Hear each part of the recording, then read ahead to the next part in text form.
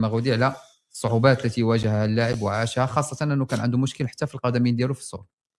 لا هذا هو التحدي صحيح، هذا هو المضمون الحقيقي ديال التحدي. تحدى الاضطهاد، الاحتقار اللي توصل له، تحدى ما يمكنش نقولوا ذاك النقص اللي عنده في الرجل ديالو، ما بغيناش نقولوا مستوى وناس عندهم يعني دقه في اختيار البروفيلات اللي ممكن انهم يستعنوا بهم في الفريق ديال البايرن. هذوك الناس ما يمكنش شافوا السيباري الشهر اللي فات ولا شهرين اللي فاتت، كون اكيد على انه واحد المتابعه ديال واحد الموسم ولا موسمين. نعم. لانه كيصيفطوا واحد الخليه تقنيه كتتبع اللاعب، الاحصائيات ديال اللاعب، الارقام ديالو، كيفاش كيكون بدون كره، كيفاش كيكون بالكره، اخلاقه، طريقه التعامل ديالو مع الصحافه، طريقه الانفعالات ديالو، اللي بتي ديتاي ديال اللي بتي ديتاي ديال اللي بتي ديتاي كيشوفوهم كيفليوه. عاد ممكن انه يلتحق بفريق بقيمه البايرن ميونخ.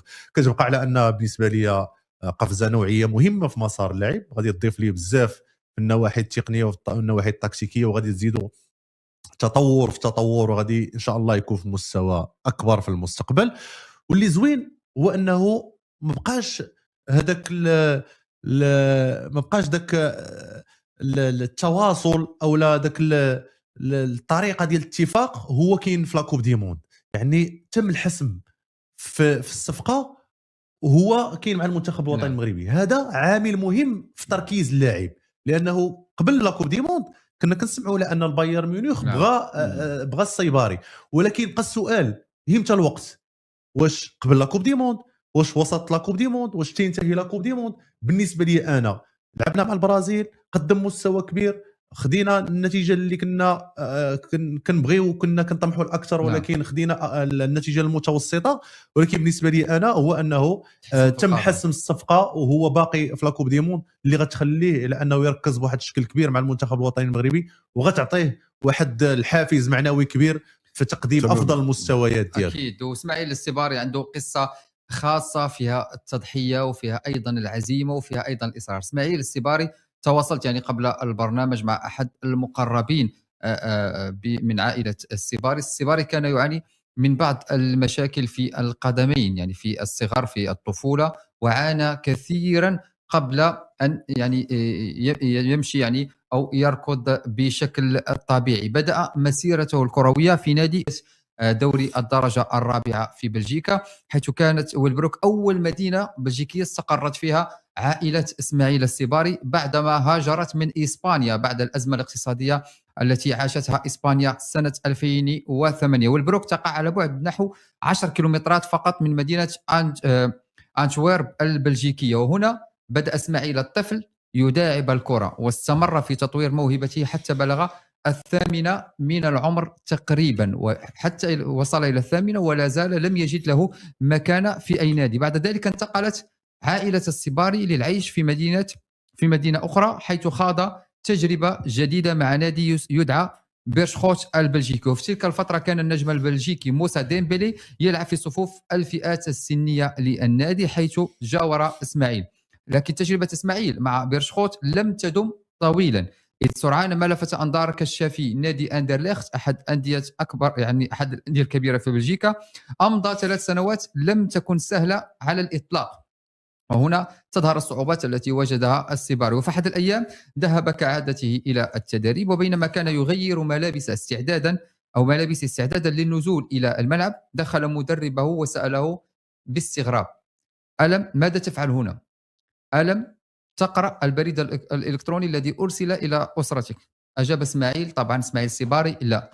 فقال على المدرب: لقد أرسلنا رسالة إلى والدك نخبره فيها بأنه لم يعد هناك مكان لك في هذا الفريق. الصدمة كانت قاسية أيضا طبعا على إسماعيل السيباري. جمع حقيبته وغادر إلى المنزل حزينا ومنكسر الخاطر. لكن تلك النهاية لم تكن سوى بداية جديدة بالنسبة لشاب مغربي لديه عزيمة كبيرة. تدرب بشكل فردي وعمل بجد واجتهاد وطور مستواه، وبعد ذلك يعني حصل على فرصة جديدة بالانضمام إلى نادي جينك البلجيكي. هناك استعاد ثقته بنفسه وواصل العمل على تطوير إمكانياته، وعندما بلغ 16 من عمره لم يظهر يعني النادي ثقة كاملة في قدراته، إذ تردد في منحه عقدا احترافيا يغريه بالبقاء. وبعد أشهر قليلة فقط جاءت الفرصة التي غيرت كل شيء بالنسبة لإسماعيل السباري. استدعاه نادي أيندهوفن الهولندي للانضمام إلى فريق الشباب عام 2019، وباقي القصة تعرفونها. نجم كبير، لاعب متميز، عانى الأمرين، واليوم يسجل في شباك المنتخب البرازيلي في كأس العالم، ويوقع في نادي كبير من قيمة بايرن ميونخ. كتعليق قصير سي المغودي على الصعوبات التي واجهها اللاعب وعاشها، خاصة أنه كان عنده مشكل حتى في القدمين ديالو في الصور. لا، هذا هو التحدي. صحيح. هذا هو المضمون الحقيقي ديال التحدي. تحدى الاضطهاد، تحدى الاحتقار اللي توصل له، تحدى ما يمكنش نقولوا ذاك النقص اللي عنده في الرجل ديالو، ما بغيناش نقولوا شي حاجه اخرى، المشاكل الصحيه. تحدى كل شيء من اجل بناء نفسه كلاعب كبير، وهو الان يحصد هذه النتيجه. هنيئا له اولا على هذه شخصيه التحدي، وهنيئا ايضا لاسرته التي سايرته ودعمته في هذه المرحله الصعبه حتى اصبح نجما الان عالميا بفريق عالمي ومع منتخب عالمي. اكيد. السي هشام العمراني كتعليق يعني مقتضب على هذا الامر، انت دزتي كلاعب، ما عمره وقع لك هذا المشكل انه مشيتي لشي نادي ولا شي فريق وقال لك بلاصتك ما كايناش ولا بلاصتك ماشي هنا، خاصتي ولا كتعرف لاعبين ربما اللي مروا من هذا؟ لا، دي حاجه طبيعيه. اولا تنحييك على هذا البورتري الممتع اللي عيشتينا معاه، واحد القصه زوينه، واحد السيناريو زوين. كون اكيد على انه ما كاينش شي نجم كيبان لك في الملعب ولا خارج الملعب نجم وما داش من الصعاب وما داش من تماره وما داش من التكرفيس. حاجه طبيعيه، لانك ملي كتكون في لي كاتيجوري كيكونوا بزاف ديال اللاعبين، دونك هذوك بزاف ديال اللاعبين كلهم اولا النسبه الاكبر فيهم اللي ما كيصبرش كيمشي في حاله، كيدوز واحد العام عامين 3 سنين ما كيصبرش كيمشي بحاله. ولكن الا كان عندك واحد الهدف امامك باش توصل ليه، يخصك جميع الحواجز على انك تكون قد اهليه وقد المسؤوليه باش تحاول انك تتجاوزها وتوصل للهدف ديالك. جميع اللاعبين بدون استثناء دازوا من مراحل صعيبه، لا في الاختيارات، لا في ممكن بعض الاحيان بالاستفزازات، بعض المرات كيظلم من المدرب، ممكن بالابعاد ديالهم بعض الاحيان. ولكن انت كلاعب كيخصك تمسك، يجري عليا اليوم غدا نرجع، ما مشيتش لهاد الفرقه نمشي لفرقه اخرى. تستيشام عمر ظلمك شي مدرب؟ طبيعي، لانك غادي تكون تظلم في واحد المرحله من المراحل، خصوصا في الفئات السنيه. لانه في الفئات السنيه ما كتكونش لاعب عندك واحد التكامل من واحد التقنيه ولا واحد التكتيكيه، انت في مرحله التكوين، انت كتكون اكيد عندك حاجات وكيغيبوا عليك حاجات اخرى.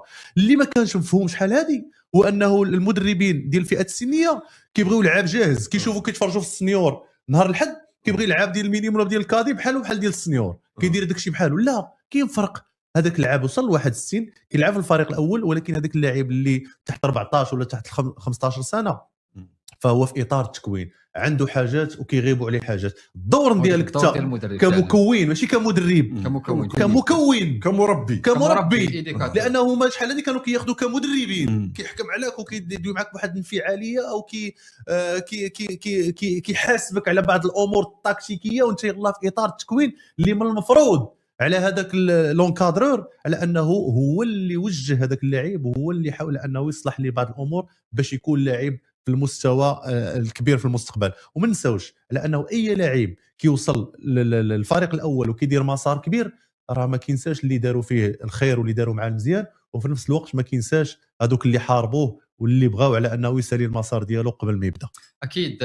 سي هشام العمراني، وبعد مباراه المنتخب الوطني المغربي ومنتخب البرازيل كانت هناك بعض الصور التي تدعو للفخر، صور مشرقه جدا. شاهدنا على انه الظاهره رونالدو نازاريو داليما نجم كره القدم العالميه، نجم منتخب البرازيل، في حديث جانبي مع النجم المغربي العربي الافريقي النجم الكبير اشرف حكيمي. سي محمد المغودي، صوره نوقفوا عليها وكتشوف صوره الكبار.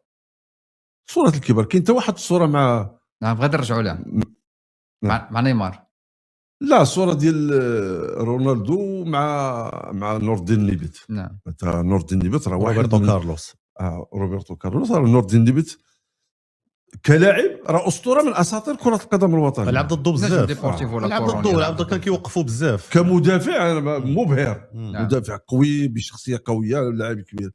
انا بالنسبه لي عادي جدا الكبير مع الكبير، كبار مع بعض. صورة الكبار مع بعضهم البعض.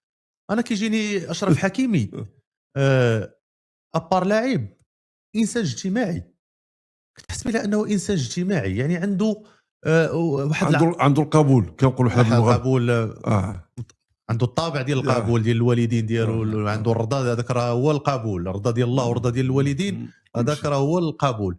ولكن ملي